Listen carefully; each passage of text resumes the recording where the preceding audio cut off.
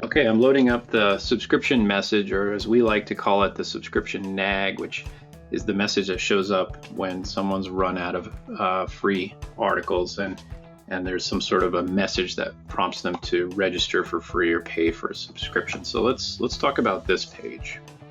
Yeah, I think this is one of our most popular pages for publishers because it really talks about, how folks are hitting the paywall and what the paywall is doing for the business in terms of revenue, in terms of how they got there, and which articles are displaying the messages. So great page.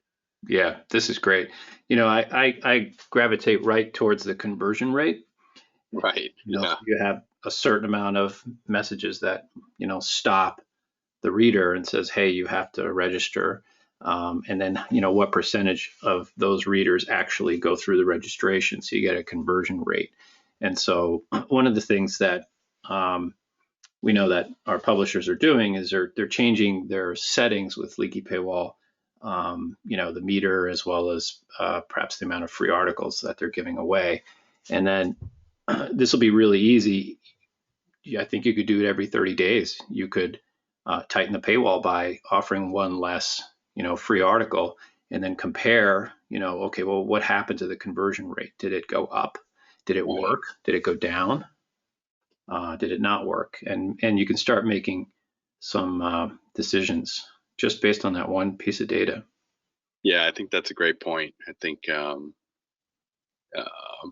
being able to make changes and then watch that conversion rate to see what happens is great.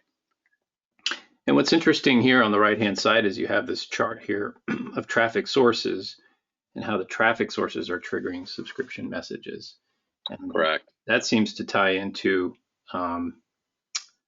the other set of data as far as the source of your traffic and how many subscriptions you get as well. So you can compare those two data points and really figure out what source is working for you. Yeah. So for this client, email is a big part of their put. So, sending 2 emails a week with content is driving subs, which is great. Google Organic is great as well, but the email part of it is neat to see.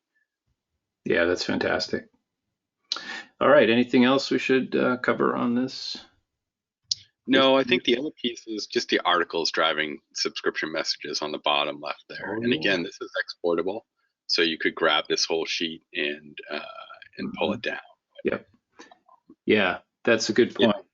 Yeah. It's a good look at what pieces of content are people really hitting the nag with, which is great.